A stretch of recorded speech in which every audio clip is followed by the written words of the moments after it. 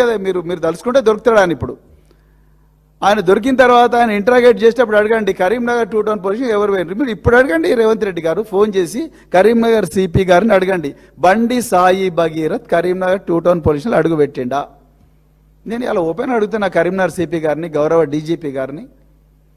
ఎవరైనా సివిలియన్ మేము ఒక ఎఫ్ఐఆర్ కాపీ, ఒక కంప్లైంట్ కాపీ పోలీస్ స్టేషన్కు ఎవరి ద్వారా పంపిస్తే మీరు కేసు రిజిస్టర్ చేస్తారా? చేయరు. ముందు అసలు మేము వచ్చినా చేయరు. ఆ మహిళనేమి ఇక్కడ ఏడుస్తుంది, కంప్లైంట్ పట్టుకొని వచ్చింది మహిళ బిడ్డ కోసం. అక్కడనేమో ఎవడైతే దుర్మార్గుడు ఉన్నాడో వాడు ఇక్కడి నుంచే పంపిస్తాడో కంప్లైంట్, ఆ కంప్లైంట్ ఒకటి తీసుకొని ఇచ్చిపోతే దాని కేసు రిజిస్టర్ చేస్తారు. ఆ కేసు రిజిస్టర్ చేయడం కూడా ఎంత ఘోరంగా చేసినరా అంటే, మళ్ళీ చెప్తున్నాను, నిన్న చెప్పినా మళ్ళీ ఇవాళ కూడా చెప్తున్నాను, బెయిలబుల్ సెక్షన్లలో పెట్టాల్సిన కేసును నాన్ బెయిలబుల్ సెక్షన్లలో పెట్టిండ్రు కావాలని. అసలు వాడు ఫిర్యాదుదారు రాలే, బండి సాయి భగీరథ్ ఎక్కడ కూర్చున్నాడో ఏందో, డైరెక్ట్ ఆయన పంపిస్తాడు, వీళ్ళు కంప్లైంట్ రిజిస్టర్ చేస్తారు. దాని మీద మీరేం చెప్తారు? మీరు చెప్పకుండా కరీంనగర్ కమిషనర్ ఆఫ్ పోలీస్ గారు సో కాల్డ్ కంప్లైంట్ ఇస్తే మీరు కేసు ఎట్లా రిజిస్టర్ చేస్తారు? అది రిజిస్టర్ చేసిన వెంటనే పేట్ బషీరాబాద్కి ఇన్ఫర్మేషన్ వస్తుంది, అంటే సైబరాబాద్ సిపికి ఇన్ఫర్మేషన్ వస్తుంది, మేము చేసినాం, నాన్ బెయిలబుల్ చేసినాం, ఇప్పుడు భయపెట్టిండ్రు వాళ్ళని. అప్పుడు పోలీసు వాళ్ళు ఇక్కడ మీ మీద కరీంనగర్లో కంప్లైంట్ అయిందంట కదా అని చెప్తే వీళ్ళు భయపడు. ఇంకా ఇంతకన్నా ముందు ఒక నిర్మల్ స్టోరీ ఉన్నది. 22 ఏప్రిల్ నాడు నిర్మల్లో నుంచి ఒక పోలీస్ ఆఫీసర్ వీళ్ళకి ఫోన్ చేస్తాడు. ఫోన్ చేసి మీ మీద కేసు అయిందంటారు. వీళ్ళు గజ్జనం అనుకుడు. అది ఆమె కంప్లైంట్లో మొత్తం రాసింది. ముఖ్యమంత్రి గారు అంటారు వీళ్ళు కంప్లైంట్లో రాసిన విషయాలన్నీ కూడా డిసెంబర్ 31, 2025 కన్నా ముందర రాసిండ్రు అంటారు. ఎట్లా మాట్లాడుతున్నారు రేవంత్ రెడ్డి గారు? మీకు ఎవరు చదివి వినిపిస్తున్నారు ఇవన్నీ? మీ 18 గంటల రివ్యూలో మీరు నేర్చుకున్న వివేనా?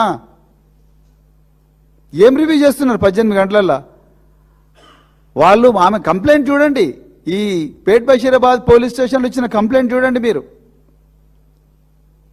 మొన్న లాస్ట్ గౌరవ హోంశాఖ సహాయ మంత్రి ఇంటికి పోయి ఆయన భయపెట్టించింది, అవన్నీ కూడా ఆమె రాసింది క్లియర్గా.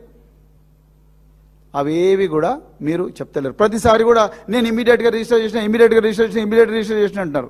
ఓకే, ఇమీడియట్గా రిజిస్టర్ చేసినావు, కరెక్టే. ఇమ్మీడియట్గా రిజిస్టర్ చేసిన ముఖ్యమంత్రి గారు మీరు,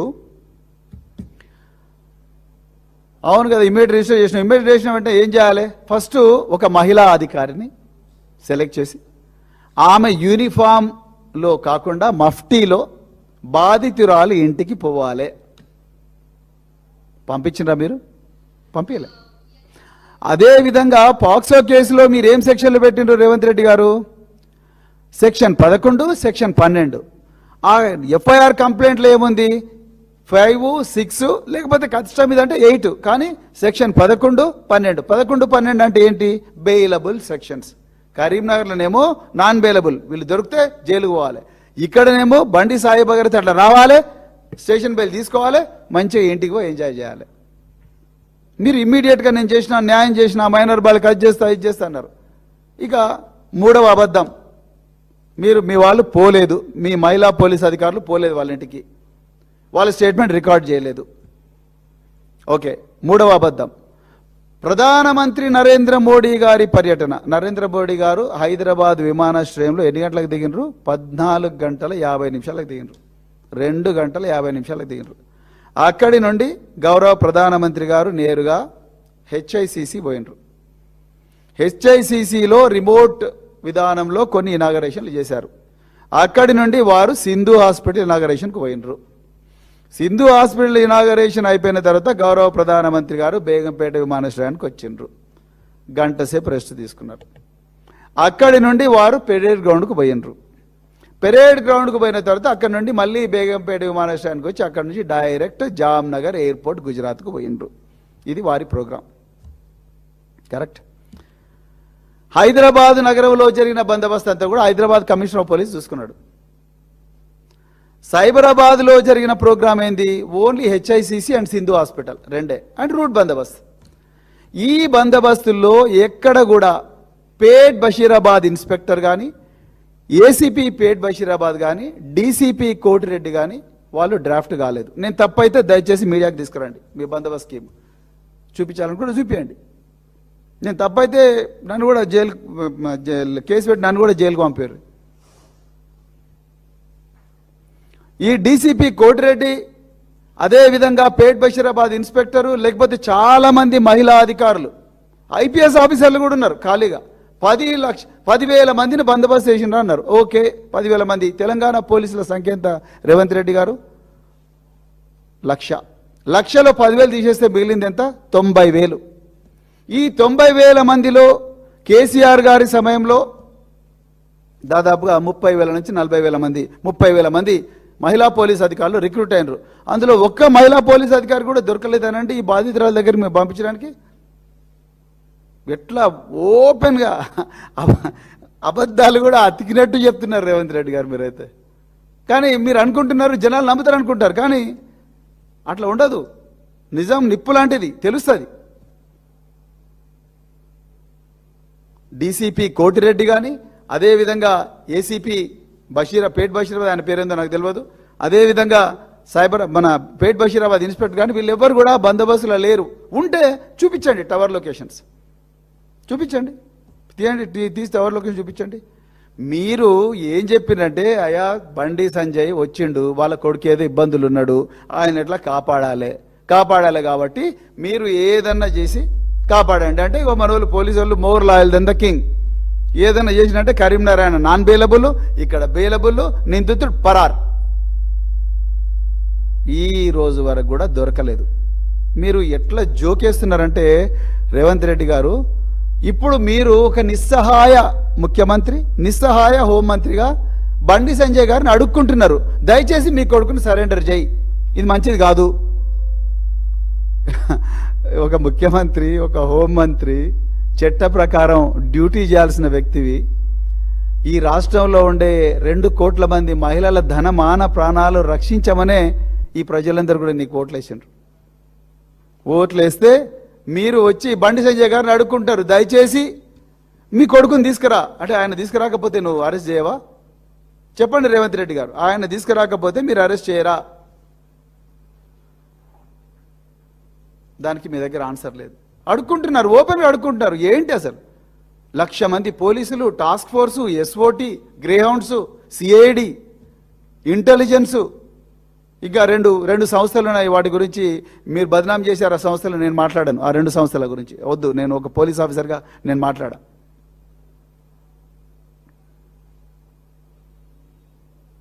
మీరు నిన్న ఇంటర్వ్యూలో ఏమన్నారు రేవంత్ రెడ్డి గారు? ఈ రాష్ట్రంలో నాకు 51% మంది ప్రజలు ఓటేస్తే చాలు, 49% ఏకపోయినా పర్లేదన్నారు. అంటే ఈ అమ్మాయి 49లో ఉందనా? మీరు ఆమె గురించి పట్టించుకోవడం లేదు. 51 దాంట్లోనేమో బండి సంజయ్ కుటుంబం ఉంది, ఈ 49లోనేమో ఆ అమ్మాయి ఉందనా? మీరు పట్టించుకోవడం లేదు. మీరు చెప్పాలి విషయం. తర్వాత నా ఎనర్జీ అంతా కూడా రాష్ట్రం కోసమే వాడుతున్నా, ఇక నా మీద ఏమేమి చేసిందో వాళ్ళకి వాడుతలేన్నారు. Wrong, absolutely wrong. తప్పు తప్పు తప్పు. నేను చెప్తా, దానికి నా దగ్గర ఎవిడెన్స్ ఉంది. మీరు ఈ రాష్ట్ర ప్రజల సంపదను 17,07,00,000 రూపాయలను కేవలం కేసీఆర్ గారిని, హరీష్ రావు గారిని, కేటీఆర్ గారిని, ఈ ముగ్గురిని ఎట్లా జైలుకు పంపించాలా అన్న ఒక కుట్ర మీద సుప్రీంకోర్టులో పేరు మోసిన లాయర్లను పెట్టి వృధా చేసిండ్రు. చేయని నేరానికి ఈ ముగ్గురు నాయకుల మీద, కేసీఆర్ గారు, హరీష్ రావు గారు, కేటీఆర్ గారు, ఈ ముగ్గురు నాయకుల మీద చేయని నేరానికి పెద్ద పెద్ద లాయర్లను తీసుకొచ్చి ఒక్కొక్కరికి ₹1,00,00,000 ఇచ్చి తీసుకొచ్చిండ్రు. నా దగ్గర మొత్తం డీటెయిల్స్ ఉన్నాయి, అవన్నీ నేను చదవను. నా దగ్గర మొత్తం డీటెయిల్స్, ఎవరెవరు ఏ కేసులో తీసుకొచ్చిండ్రు అవన్నీ కూడా నా దగ్గర ఉన్నాయి. 17,07,00,000 రూపాయలు.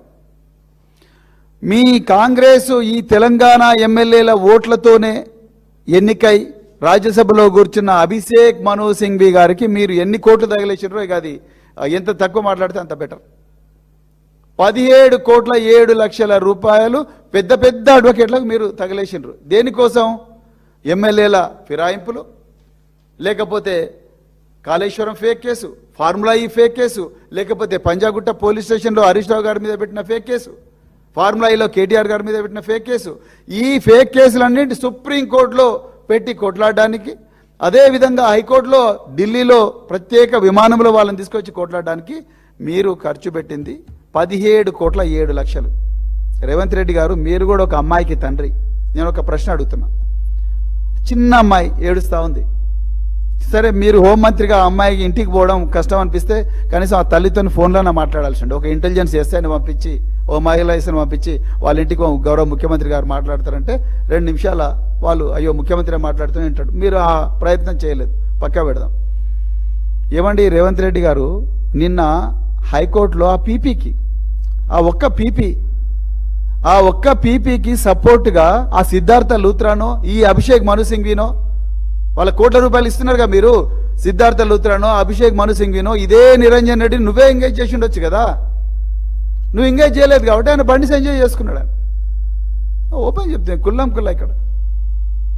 పాపం ఆ విక్టిమ్స్, ఆ బాధితురాలు వాళ్ళ తల్లి, వాళ్ళిద్దరూ ఎవరు, అయ్యో ఈ ప్రభుత్వం మీకేం న్యాయం చేయదు, న్యాయం చేసేటోళ్ళు ఉంటే మొదటి రోజే ఆ బండి భగీరథను తీసుకొచ్చేటోళ్ళు, వీళ్ళు మీకు న్యాయం చేయరు అని ఎవరో అడ్వైజ్ చేస్తే వాళ్ళు డబ్బులు ఎక్కడి నుంచో కలెక్ట్ చేసుకొని ఒక మంచి లాయర్ను పెట్టుకున్నారు. ఇంకా ఆయనకి ఇచ్చిండో లేదో కూడా నాకు తెలియదు.